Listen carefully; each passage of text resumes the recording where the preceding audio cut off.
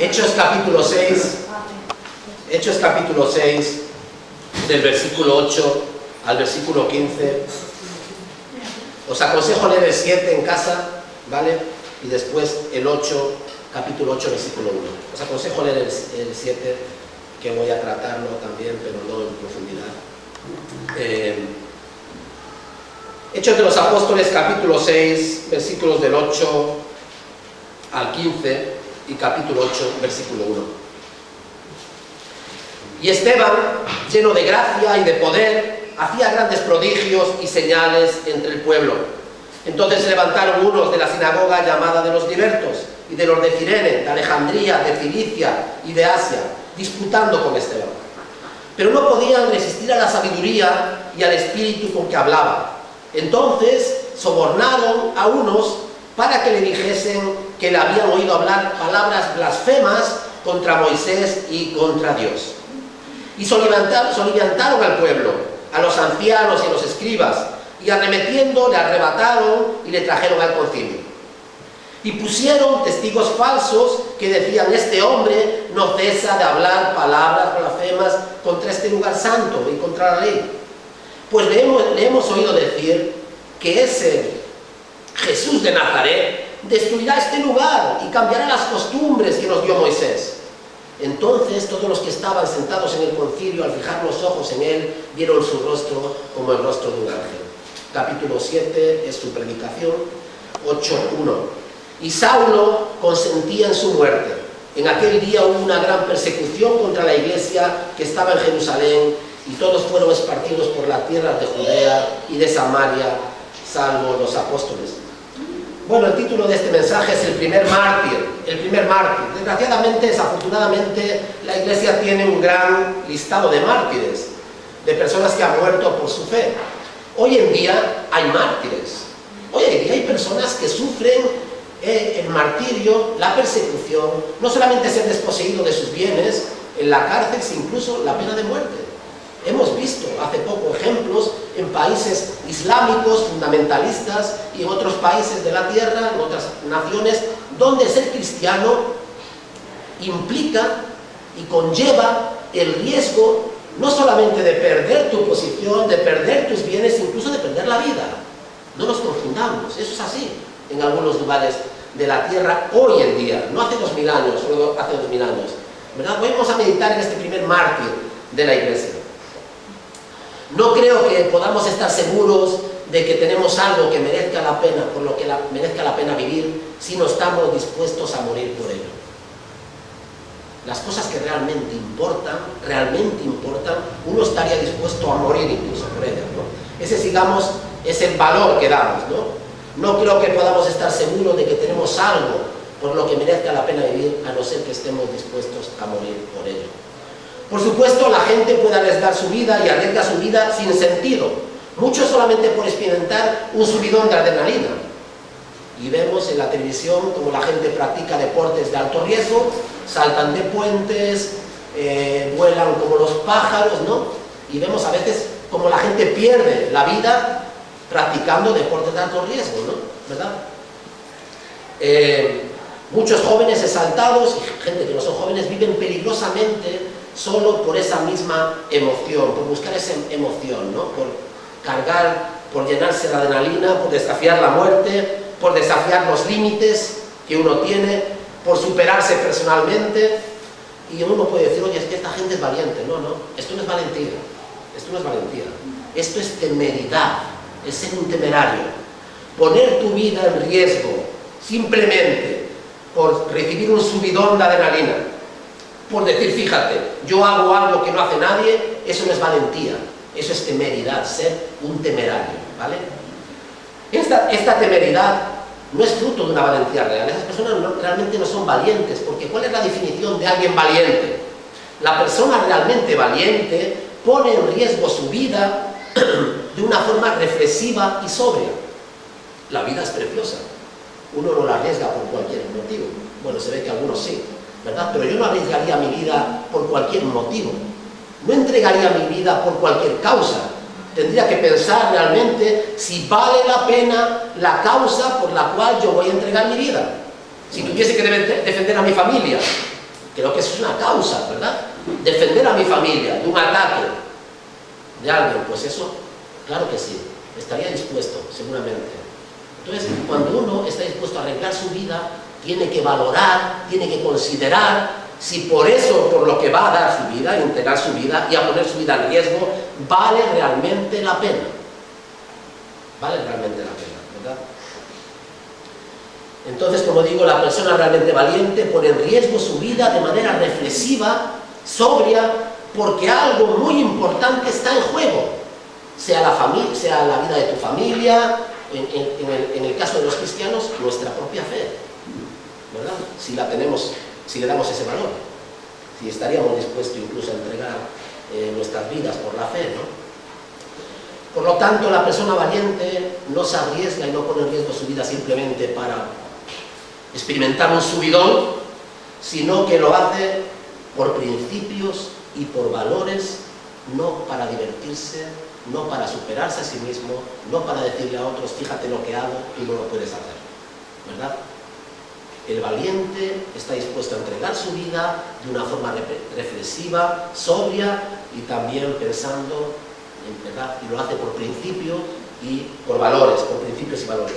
Se cuenta la historia de dos soldados que estaban en el frente y durante una breve tregua, estos dos soldados, hablando en el frente, uno le preguntó al otro y le dije, oye, ¿por qué te has hecho voluntario? Porque estás aquí, en primera línea, luchando en esta guerra. Y entonces este le dijo, bueno, contestó el segundo, no tengo ni mujer, no tengo ni hijos, me gusta la emoción de la guerra, por eso me enrolé, ¿verdad? Y entonces le preguntó, ¿y tú? ¿Tú por qué estás aquí? Y el otro le dijo, pues sí, yo sí tengo mujer y yo tengo hijos, respondió el primero, y amamos la paz de nuestra nación y la paz de nuestro hogar. Uno estaba simplemente por la emoción, ¿verdad? No tenía responsabilidades, y el otro realmente era un valiente que estaba defendiendo a su familia y a su nación, ¿verdad? Estaba allí por principios y era una persona que estaba dispuesta a entregar su vida por los principios que consideraba que tenían valor para él. Esto es un valiente, el otro simplemente es un temerario, una persona que no... simplemente un temerario, un aventurero, ¿verdad? Por supuesto, hay personas que carecen de principios, y las personas que carecen de principios nunca entregarán su vida por nada. Si no tienes principios, nunca lucharás por nada, porque no tienes principios por los cuales luchar, ¿verdad? Y así hay mucha gente a nuestro alrededor. No tienen ningún tipo de principios, no quieren comprometerse con ninguna causa. Nada es lo suficiente importante como para invertir su vida, para comprometerse con algo. Y al final son personas, como decía Groucho Marx, incluso Chaplin, aunque la frase no es de ellos, y aquella broma, ¿no?, que gastaba, dice, mire, estos son mis principios, pero si no les gusta, tengo otros. Hay gente que es así.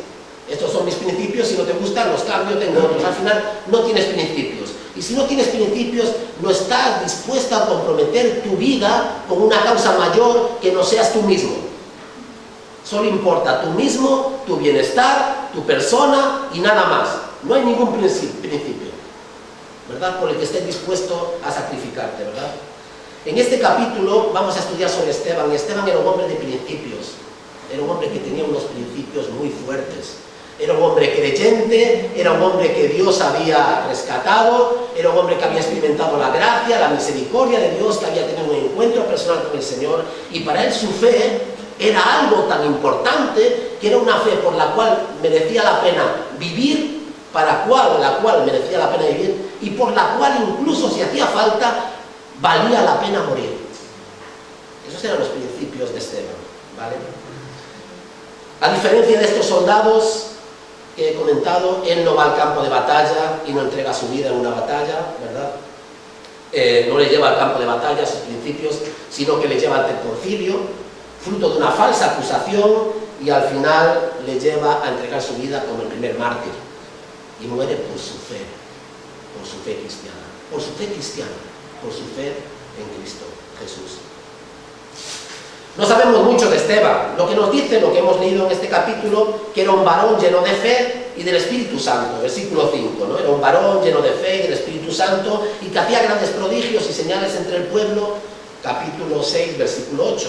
Entonces aquí hemos visto la semana pasada cómo sucedían cosas sobrenaturales, cómo había un mover del Espíritu que nosotros desconocemos, pero que sucedían cosas que se salían fuera de lo normal, eran extraordinarias, ¿no? Era un mover de Dios, había sanidades, había personas conversiones de miles, de cientos de personas, increíble, ¿verdad? Algo que solamente Dios puede hacer por medio de su Espíritu.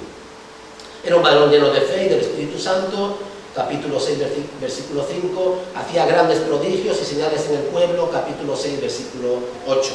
Él fue uno de los 7 hombres escogidos como primer diácono para servir las mesas, con Bernabé, que ya hemos hablado de Bernabé aquí, ¿no? El carácter de Bernabé, y toda la historia con Ananías y Zafira, cuando vendió sus propiedades. Bernabé era uno de los 7, Esteban también era uno de los 7. Escogidos 7 diáconos para atender las necesidades y atender el programa de ayuda social de la iglesia en Jerusalén. Atender a las viudas, atender a los más necesitados, atender a los que venían sin recursos, ¿verdad?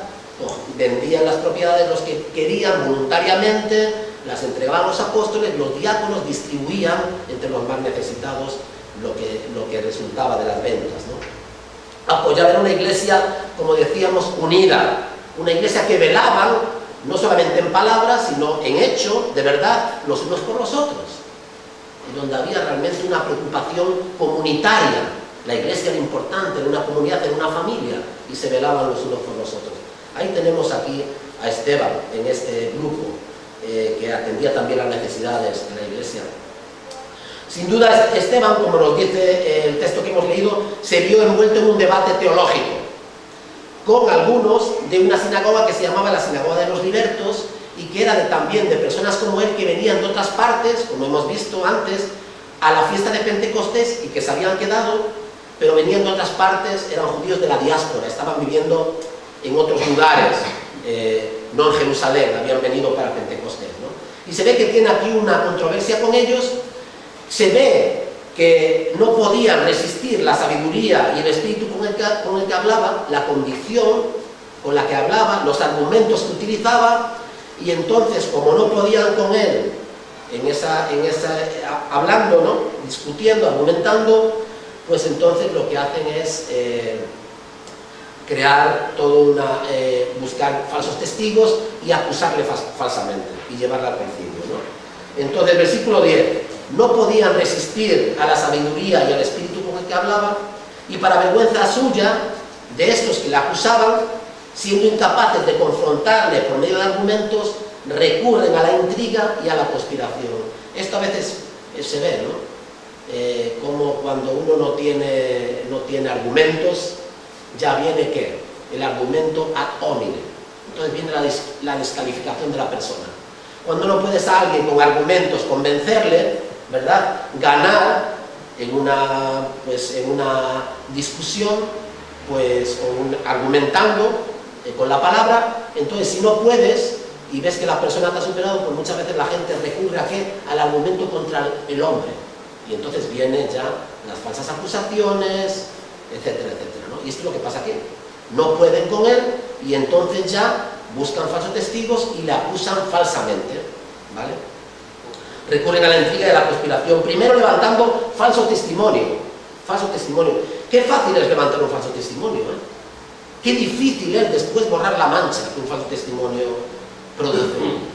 Que como siempre hay oídos a la hora de escuchar, alguien que escuche, alguien interesado, y cómo contamina eso, y después vete tú a limpiar el nombre de alguien, ¿no? ¿Verdad? Eso es muy interesante. Entonces sobornaron, nos dicen con él, con Esteban, sobornaron, esto ya eran unos sinvergüenzas, sobornaron a unos para que dijesen que le habían oído hablar palabras blasfemas. Y cuando comparamos aquí lo que sucede con Esteban y lo que sucedió con el Señor Jesucristo, es muy parecido también. Porque el juicio del Señor Jesucristo fue una pantomima, una farsa de principio a final. Los testigos se contradecían, eran testigos falsos, etc. Pero había un propósito ya decidido, una decisión tomada. Tenemos que sacarnos a Jesús de en medio. Y con Esteban es lo mismo. Está condenado antes de empezar el juicio. Ya le han condenado antes de empezar el juicio, ¿verdad? Entonces sobornaron a unos para que dijesen que le habían oído hablar palabras blasfemas, capítulo 6, versículo 11. Después, comentando la hostilidad entre el público en general, entre la gente, diciendo es un blasfemo, y entre las autoridades, cuidado con este que está blasfemando, etc., ¿no? Y soliviantaron, versículo 12, capítulo 6, soliviantaron al pueblo, a los ancianos, a los escribas, arremetiendo, le arrebataron y le trajeron al concilio. Entonces, no pudiendo ganar con la palabra, y he dicho el domingo aquí que la Iglesia, el mayor poder que tenemos, nuestro poder real es la palabra. Si no puedes ganar con la palabra, déjalo, porque no hay otro medio. Es decir, nosotros somos personas que no queremos imponer nuestra fe, ni imponer nuestras costumbres. No queremos que todo el mundo haga lo que hacemos nosotros por imponérselo, por un decreto, por una ley. Queremos convencer a la gente. Queremos compartir con libertad el Evangelio, porque nadie va a obedecer el Evangelio de corazón si tú se lo impones, ¿entendéis? El Evangelio se sigue, al Señor se le ama, se le sirve, uno está dispuesto a entregar incluso la vida por Él, por amor, no por temor al castigo, no por temor a que infrinjas la ley y por lo tanto, si infringes la ley, vas a ser castigado. La ley lo único que crea son hipócritas. Si tú tienes que hacer algo simplemente porque sabes que alguien te ve, y si te ve te va a reprender, y lo haces por temor a ser visto y a ser castigado, hermano, yo mismo, tú mismo, somos unos hipócritas, porque lo que tenemos que hacer es hacer las cosas, nos vean o no nos vean, por amor al Señor, con libertad. Y también debemos querer que la gente haga lo mismo, no porque yo te lo impongo. Claro que es la verdad, pero la verdad tienes que creerla, tienes que vivirla, tienes que experimentarla. Y cuando la crees, la vives y la experimentas, pues vives en esa libertad maravillosa. Y la ley de Dios no es para ti un peso. Y ser cristiano para ti no es una carga. Y vivir cerca del Señor y orar y buscarle a Él y entregar tu vida e incluso estar dispuesto a morir por esa causa, ya no es una carga. ¿Verdad? No es una carga, lo ves como un privilegio, lo ves como una bendición.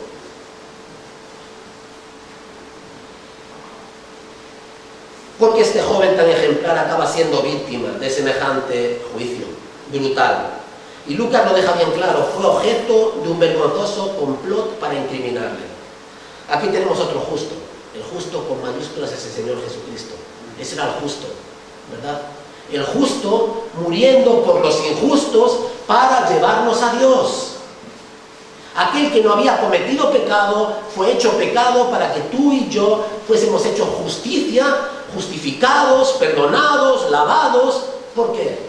Porque Él se ensució, porque Él cargó nuestro pecado, porque Él se hizo gusano y no hombre, para que tú puedas ser hombre y puedas ser mujer, ¿verdad? Realmente un hombre y una mujer, como Dios quiere, ¿verdad? Pero es porque Él asumió todo eso. Y este hombre, este Esteban, este discípulo, sigue los pasos de su maestro. Sigue los pasos de su maestro, ¿verdad? Qué gran privilegio tuvo, ¿no? ¿Verdad? El seguir esos pasos, ¿no? Y cómo el Señor también le bendijo con ello, ¿no? Fue objeto de un vergonzoso complot para incriminarle y el castigo que sufrió fue ilegal. Porque el Sanedrín, el concilio judío, no tenía autoridad para quitar la vida a nadie. No tenía esa autoridad. Era el gobernador romano, el único, la autoridad militar, la que controlaba la región, la única que tenía el derecho de quitar la vida. Y en el caso de Jesús aseguraron mucho y muy bien de que Pilato al final se abstuviese, por lo menos, y dijese, bueno, pues si queréis crucificarle, crucificarla ya vosotros, ¿vale? Yo os doy permiso. Pero con Esteban no. Con Esteban ellos mismos tomaron la ley por su mano. Con lo cual incluso infringieron la ley allí, ¿verdad? Como digo, el Sanedrín no tenía autoridad para ordenar la pena capital sin la aprobación del gobernador romano. Esteban no fue ejecutado como Jesús, fue linchado, fue un linchamiento.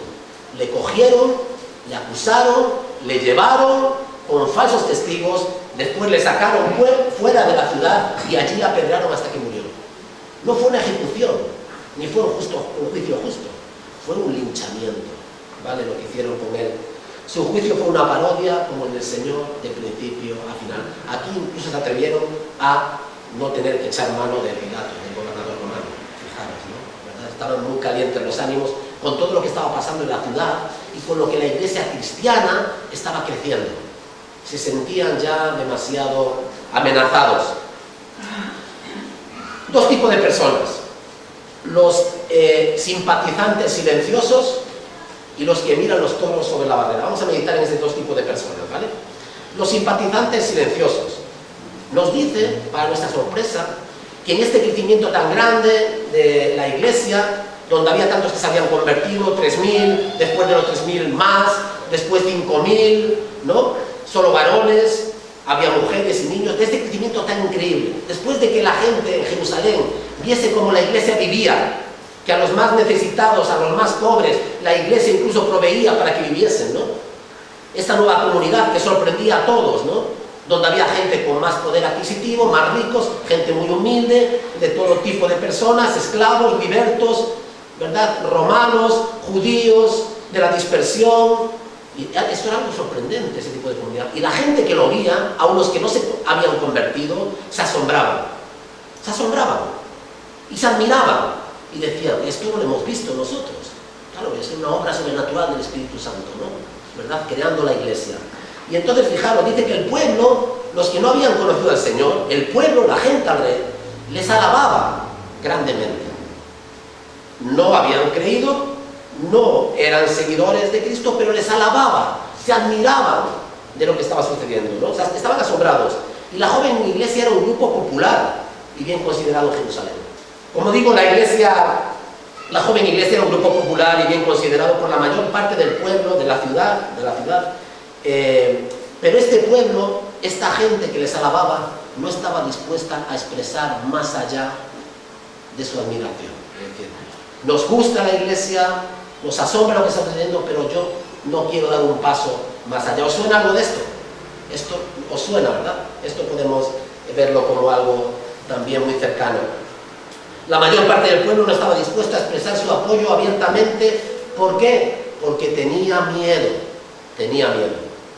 Y quizá pensasen que esta iglesia, este grupo exigía demasiado, porque sabéis que hemos visto lo que pasó con Ananías y Zafira, y quizá decían, fíjate, mintieron y por solo mentir se murieron, porque eso trascendió de la iglesia local, ¿no? Entonces dijeron, bueno, no nos vamos a comprometer demasiado con esa iglesia porque se ve que es una iglesia que exige demasiado, ¿no? Puede ser, pero seguramente lo que había era temor a las autoridades,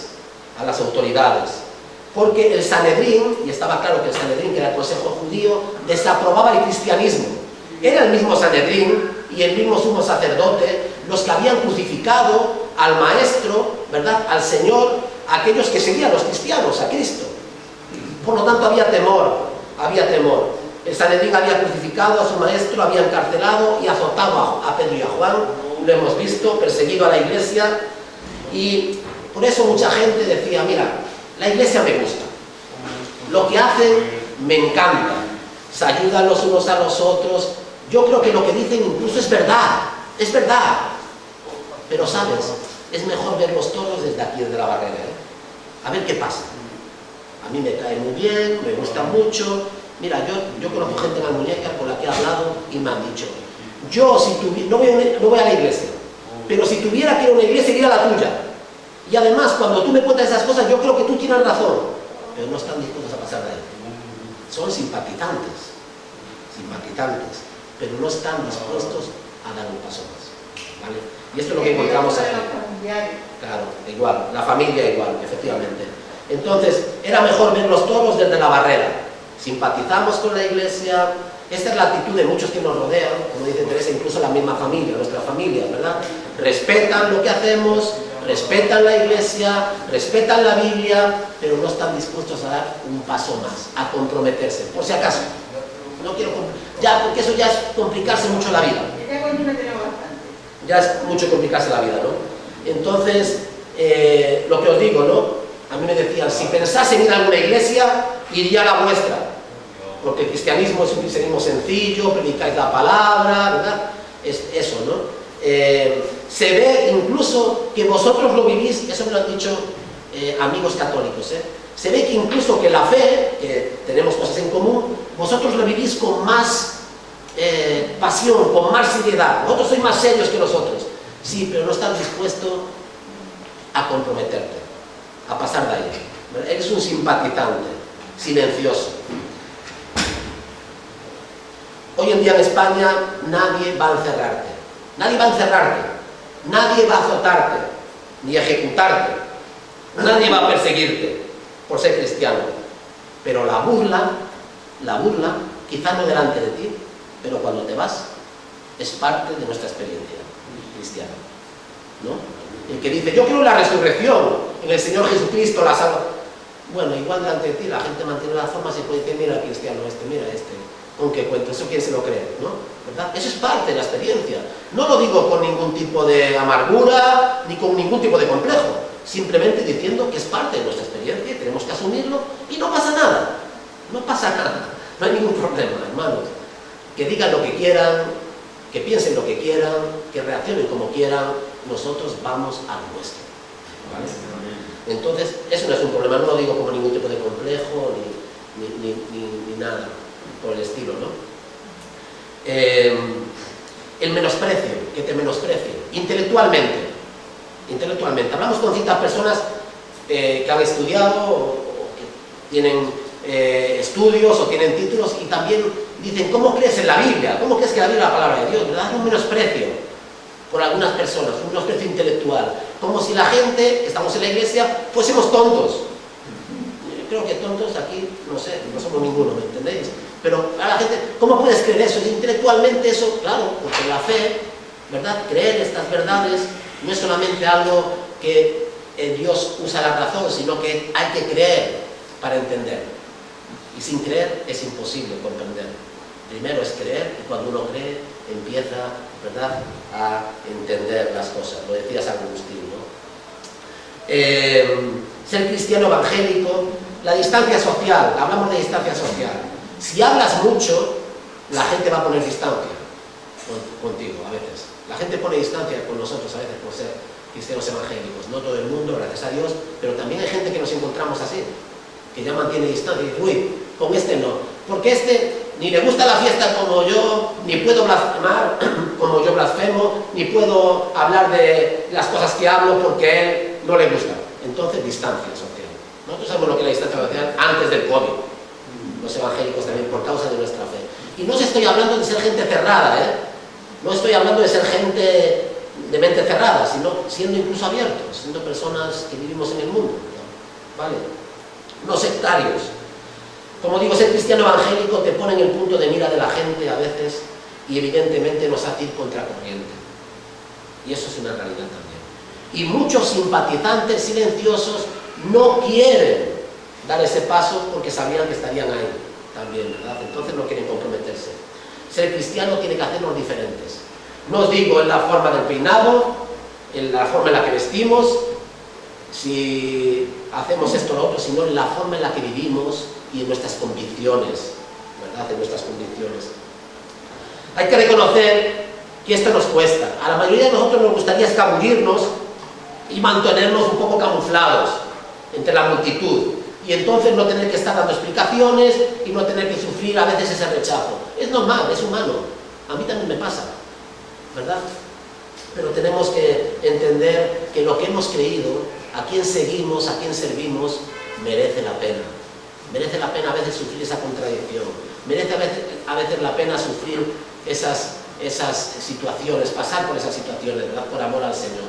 Porque realmente el Evangelio y el Señor es algo por lo que vale la pena vivir e incluso dar la vida, como vemos con Esteban, ¿no? El miedo al ridículo hace que hoy mucha gente no quiera comprometerse con el cristianismo.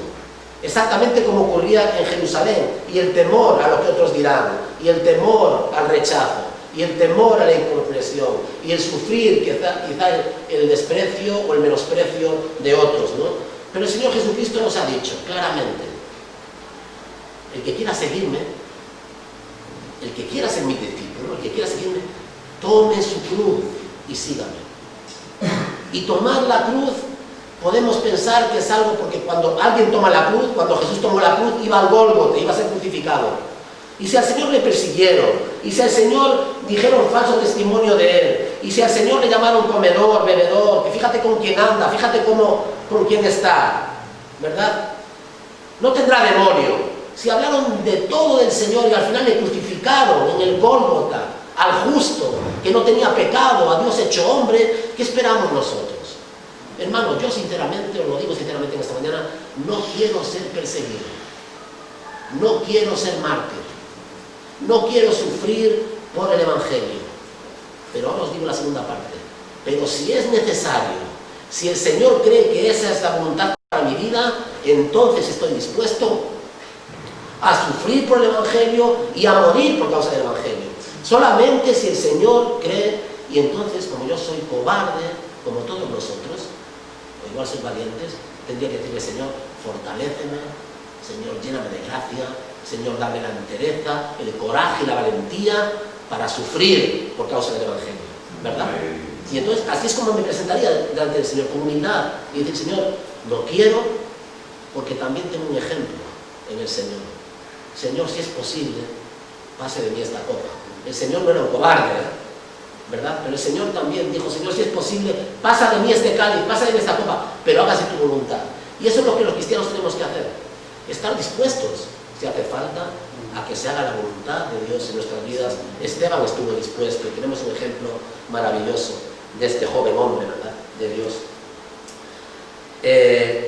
Toma tu cruz y sígueme. Muchas personas, cuando se sientan y calculan el costo, se dan cuenta de que la empresa, ser cristiano, es demasiado arriesgado y prefieren ir a lo seguro, no tener que vivir, ¿verdad?, así, exponiéndose, ¿verdad? C.S. Lewis, profesor que cito muchas veces aquí, el escritor de las Crónicas de Narnia, etcétera, ¿no?, escribe en uno de sus libros cómo de niño, cuando tenía dolor de muelas, no se quejaba delante de su madre, porque cuando se quejaba, cuando tenía dolor de muelas delante de su madre le daba una aspirina que no le quitaba el dolor de muelas y después le llevaba al dentista. Entonces, mejor no quejarme, porque me da una aspirina, no me quita el dolor y me lleva al lugar donde no quiero ir, que es el dentista, ¿no? Y entonces decía él: los dentistas, decía Luis, aunque te aseguren que lo hacen por el bien tuyo, por tu bien, te hacen daño cuando les visitas. Conozco a esos dentistas. Una vez que te sientas en su silla, empiezan a manosear tus dientes que aún no han empezado a dolerte. Les das la mano y te toman el brazo. Eso es lo que decía el niño, ¿no?, ¿verdad? Es decir, que se ve que el dentista no le gustaba mucho, ¿no?, ¿verdad? Este es el temor de muchos simpatizantes de la Iglesia. Les gusta la Iglesia, ven que somos buenas personas, lo que le hablamos les convence y les atrae, pero dicen: no, ahí no, más no, porque si no, puedo sufrir, ¿verdad? Si no, puedo sufrir, ¿no? Este es el temor de muchos simpatizantes que no se comprometen con el cristianismo. No le desagrada ser cristianos, como nosotros, pero en el fondo de su alma, y a pesar de saber que Jesús podría satisfacer su búsqueda, su anhelo, su vacío, lo que necesitan, creen que esto implicaría un riesgo excesivo. Es decir, tendría ya dificultades en casa, con la familia, quién sabe, en el trabajo, la gente me apuntaría porque soy evangélico, ¿verdad? Y entonces, pues no, el dentista puede ser muy bueno, pero mejor no ir, no vaya a ser que me haga daño, ¿vale? Entonces aquí tenemos a estos simpatizantes silenciosos. Rechazan ser cristianos no porque no quieran, les atrae el cristianismo, les atrae lo que les predicamos. ¿A cuánta gente le hemos predicado y le predicamos y le gusta el Evangelio? ¿Verdad? No es porque no quieran ser cristianos, sino porque no se atreven. Y el silencio pusilánime de la mayoría que pensaba de esta manera en Jerusalén es parte culpable de la muerte de Esteban. ¿Cómo había tanta gente en Jerusalén que les gustaba la Iglesia, alababa la Iglesia, pero nadie movió un dedo? Nadie movió un dedo, nadie dio un paso hacia adelante. ¿Por qué? Por temor. Dijeron: qué pena, fíjate tú, qué triste, pero no estaban dispuestos a comprometerse, no estaban dispuestos a dar un paso más adelante. ¿Cuánta gente conocemos nosotros así? Que les gusta esto, les gusta el Evangelio, la Iglesia, pero no están dispuestos a comprometerse. Y el Evangelio, y la Iglesia, y el Señor requiere compromiso, hermanos, compromiso con la causa del Señor, con su persona, con su Iglesia. Entonces, en palabras de Edmund Burke, Esto lo habéis conocido, es muy famosa esta frase, dice: para que el mal triunfe en el mundo, para que el mal triunfe en el mundo, solo hace falta que los hombres buenos no hagan nada. Para que el mal triunfe en el mundo, solo hace falta que los hombres buenos no hagan nada. No se comprometan, no den un paso hacia adelante, no digan nada. Digan: qué pena, lo siento mucho, me caía muy bien, de verdad, qué mal me siento. Pero no he hecho nada, no he dicho nada, no he dado un paso adelante, no he querido comprometerme. Soy culpable por omisión de lo que sucede, como aquella multitud con la muerte de Esteban. Gamaliel, hemos hablado de él, ¿no? En busca de la neutralidad. Hay los simpatizantes silenciosos y los que buscan el equilibrio. Siempre hay gente que busca el equilibrio, que no quiere mojarse y busca un equilibrio, ¿no? Estar entre dos aguas. Y Gamaliel es así. Fijaros lo que decíamos el domingo pasado, lo que dice Gamaliel, capítulo 5, versículo 38. Y ahora os digo el consejo para con la iglesia cristiana: apartaos de estos hombres y dejadlos. Pero él no dice, porque después viene la persecución, a Pedro y a Juan les meten en la cárcel, les azotan, el consejo parece bueno, pero es un consejo de estar entre dos aguas, ¿no? No quiero ni hablar mal de los cristianos, ni voy a hablar bien, simplemente dejarme saber qué pasa, ¿no? ¿Vale? Así hay muchas personas también. Algunos suponen que este consejo de Gamaliel oculta una simpatía por los cristianos. Y sabemos que hay hubo fariseos que conocieron al Señor. Por ejemplo, José de Arimatea, la tumba en la que el Señor fue enterrado, fue sepultado, fue llevado, era de un fariseo llamado rico, que se llamaba José de Arimatea. Y sabemos que Nicodemo, que visitó al Señor, probablemente fue uno de los muchos, o de un buen número de fariseos, que fueron convertidos después y se añadieron a la iglesia. Entonces hubo fariseos que conocieron al Señor y se convirtieron, ¿verdad? Entonces quizá, algunos dicen, bueno, quizá Gamaliel simpatiza. Yo creo que no. Otros dicen, es oportunismo político. Y lo que dice, bueno, ni con ellos ni sin ellos, ¿no? Ni contra los cristianos ni a favor. Lo que los políticos hacen, ¿no? Intentar contentar a todo el mundo. Hermanos, no se puede contentar a todo el mundo siempre. No se puede.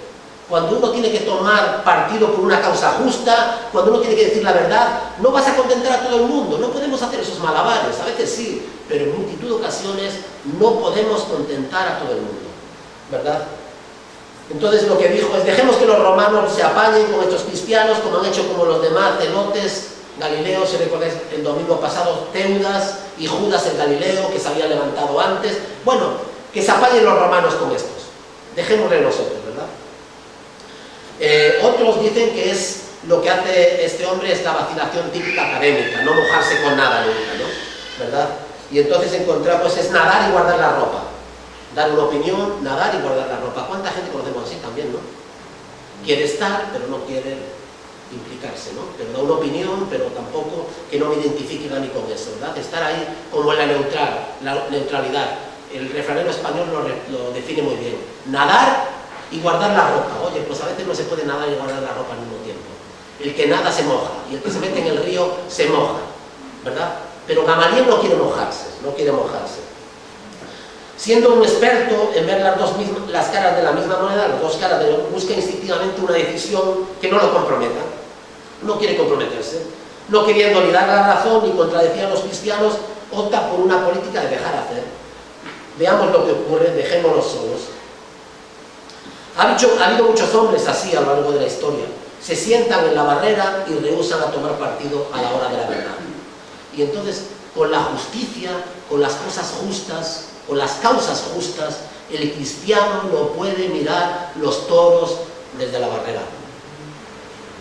La gente justa, al ver a este justo realmente muriendo de forma injusta, no podía simplemente mirar hacia otro lado. Tendría que haber hecho algo. Y nosotros tenemos que hacer algo cuando se trata de la verdad y de la justicia. No podemos quedarnos por quedar bien con la gente, no haciendo lo que tenemos que hacer o no diciendo lo que tenemos que hacer. ¿Entendéis? Lo que pasa es que no todos los temas y no todas las cuestiones necesitan una posición tan vehemente, pero hay cosas que sí. El Evangelio es algo que no nos puede mantener indiferentes o neutrales, ¿verdad?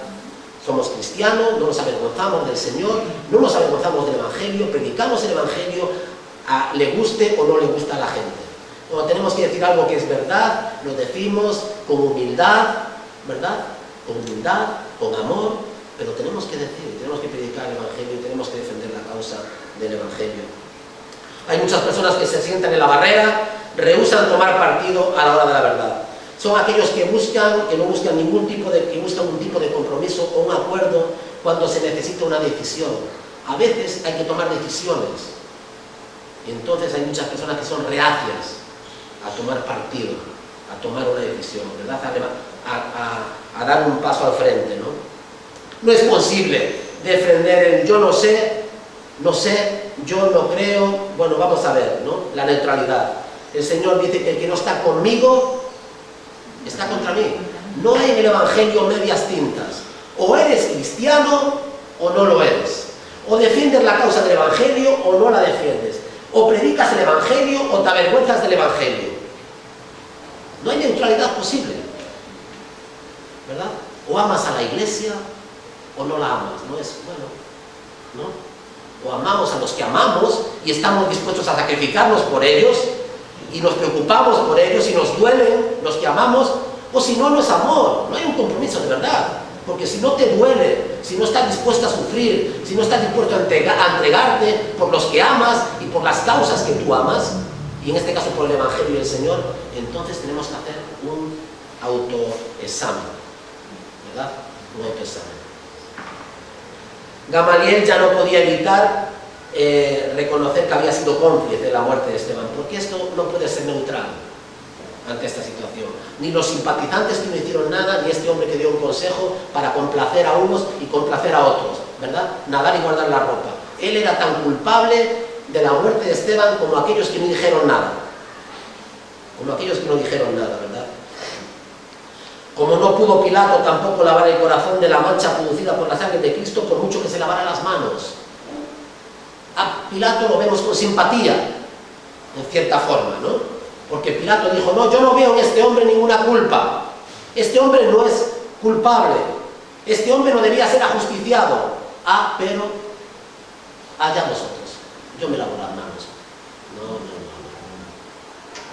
Tú eres culpable tanto como ellos por omisión, por no haber dado un paso adelante y defender al Señor y evitar su muerte, su crucifixión. Ya sabemos que era el plan de Dios, ¿vale? Pero quiero decir, estoy poniéndome en la responsabilidad individual de Pilato, en lo que Pilato se hace culpable a sí mismo con esa decisión moral, ¿no? Por lo tanto, había una multitud de personas en Jerusalén que eran simpatizantes del cristianismo y que podían haber dado un paso adelante para impedirlo, pero la cobardía, hermanos, hemos conocido gente aquí, estupenda, que ha pasado por esta iglesia, que ha venido a estos cultos, y después por cobardía. Porque, ¿y qué va a decir mi familia cuando lo sepa? Y mis vecinos, ¿verdad? Y este y el otro, ¿qué va a decir de mí? Por cobardía no continuaron, no dieron un paso más adelante, no tomaron su cruz, por cobardía, ¿verdad? Por temor. Así es, ¿no? Tristemente, ¿no? Lo decimos con tristeza, ¿no? Con tristeza. No podían haber dado un paso para impedir un paso adelante, pero la cobardía les mantuvo en el papel de observadores no comprometidos, no querían comprometerse. Había personas como Gamaliel, inteligentes, eruditos, que sabían que aquella violencia y aquella causa no era una causa justa, era injusto, enormemente injusto lo que estaban haciendo con los cristianos en Jerusalén y lo que iban a hacer con Esteban. Era completamente, absolutamente injusto. Y este hombre no quiere mojarse tampoco. Una de cal y una de arena. Contento a estos y contento a los otros, ¿verdad? Y hay que escapar de esas actitudes. Cuando algo es justo y vale la pena pelear, en el buen sentido, ¿vale? En el buen sentido, pelear por esa causa. Es una causa justa y el Evangelio efectivamente es la causa, ¿vale?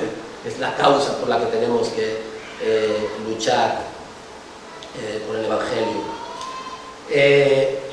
No hicieron nada, ni Gamaliel ni los simpatizantes. En el refranero español dice que el que calla otorga.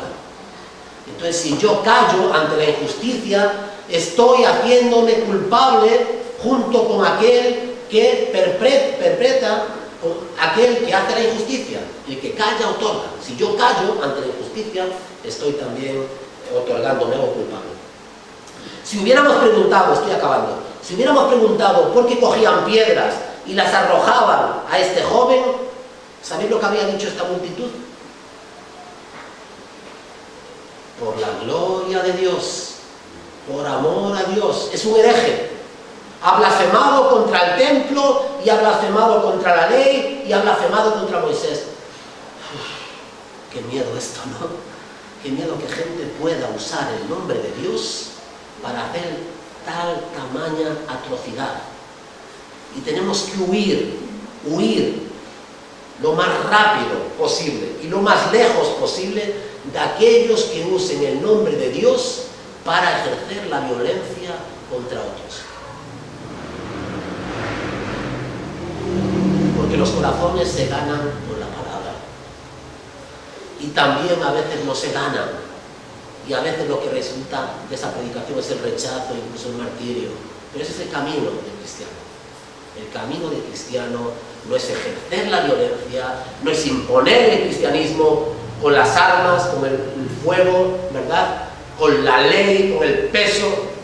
No, hermanos, es el camino de Jesús de Nazaret, es el camino de la cruz, es el camino del amor, es el camino del sufrir por el Evangelio, es el camino, ¿verdad?, que el Señor ha marcado. Sigamos sus pisadas, como la siguió Esteban.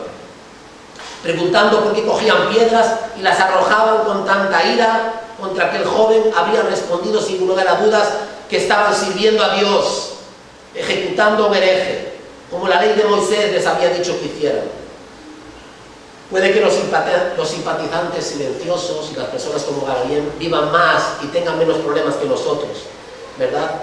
Pero no son coherentes ni consecuentes, y aunque vivan más y vivan mejor que nosotros, muchos que no son creyentes, ¿verdad?, nunca defenderán la justicia ni la verdad, y la verdad y la justicia nunca estarán de su lado. Y esa es la cuestión, ¿verdad?, que tenemos que aprender a amar y a defender aquello que amamos.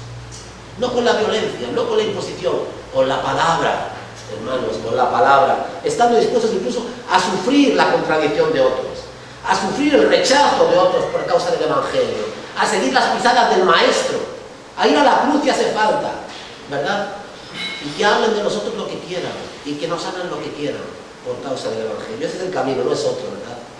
El reino de Dios no avanzará por medio de la represión, de la coerción o de la imposición. Lo hará cuando haya hombres y mujeres libres que estén dispuestos a vivir y a morir por sus creencias.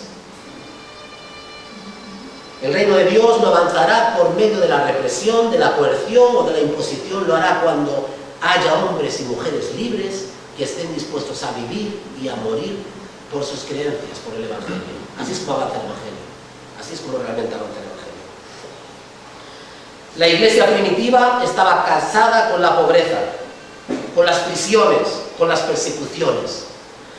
Hoy en día la iglesia está casada con la prosperidad, la personalidad, el culto a la personalidad y a la popularidad. Y después nos preguntamos por qué tenemos tan poco impacto en el mundo.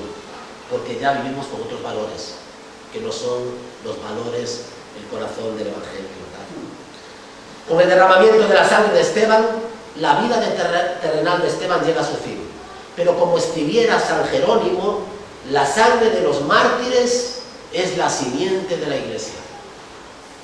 ¿Sabéis por qué estamos aquí hoy? No estamos aquí porque se nos ocurriese hace unos años venir a Muñécar a plantar una iglesia porque había un grupito pequeño de mujeres, de señoras, ¿no? Y Antonio también estaba en aquella época allí, que quisiesen que saliese aquí una iglesia en la Muñécar. Por eso vinimos, ¿no? Y el Señor prosperó, bendijo, y estamos aquí porque el Señor quiere que estemos aquí. Porque cuando el Señor quiera, cerrará la puerta y tendremos que ir a otro lado, o esto permanecerá aquí. Es una obra de Dios, ¿no?, esta iglesia, no hay duda de ello, ¿no?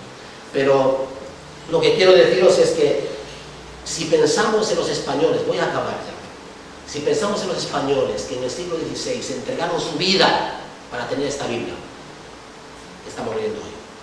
Aquellos que murieron en la hoguera en Valladolid, en Sevilla, en Valencia y en otros lugares, españoles como nosotros, hombres y mujeres de buena fe y hombres y mujeres de fe, cristianos como tú y yo, que no habían hecho ningún mal, que no se les podía acusar de ningún, ¿verdad?, delito ni crimen, sino que la única acusación fue haber creído en el Señor Jesucristo y haber predicado al Señor Jesucristo contra viento y marea. A los que no huyeron a Europa, a Holanda, a Alemania, al Reino Unido, a los que cogieron aquí les quemaron, a muchos de ellos, a la mayoría de ellos. Y los que huyeron a Europa, gracias a haberse huido, nunca volvieron a España y murieron en el exilio. De ellos tenemos esta Biblia, la palabra de Dios. Ellos son nuestra simiente, esa sangre española que se derramó también, como la sangre de Esteban, ¿verdad? Esa es la simiente. Somos fruto también. Somos el fruto de muchos que estuvieron dispuestos no solamente a vivir por causa del Evangelio, sino también a morir y a entregar su vida por causa del Evangelio. Y yo sé que estas son palabras gordas, ¿vale? Son palabras muy fuertes y muy grandes, pero si el Señor nos lo pidiese, tendríamos que hacerlo, porque si el Evangelio tiene valor para ti, si algo tiene valor para ti, ¿qué estarías dispuesto a hacer por tu familia? Piénsalo. Yo por mi esposa y por mi hijo, en un caso estaría dispuesto a dar mi vida, pero tendría que estar igualmente dispuesto a dar mi vida por causa del Señor Jesucristo. ¿Sabéis por qué? Porque mi hijo y mi mujer me los ha dado Él. Porque la paz que tengo en mi corazón, el perdón de mis pecados, la seguridad, la certeza que tengo de que esta vida no es el fin de nada cuando acabe, porque esa es la esperanza de Esteban. Puede enfrentar la muerte sabiendo que después de la muerte, ¿qué? No es el fin de nada, es el comienzo de todo. Y eso es la esperanza del cristiano. El cristiano no es un ingenuo, no es un alocado, ¿verdad?, que está dispuesto a entregar su vida como un mártir, no sabiendo que hay un premio por ello, que es la vida después de la muerte, la vida real y auténtica que nos espera con el Señor. Que el Señor nos ayude.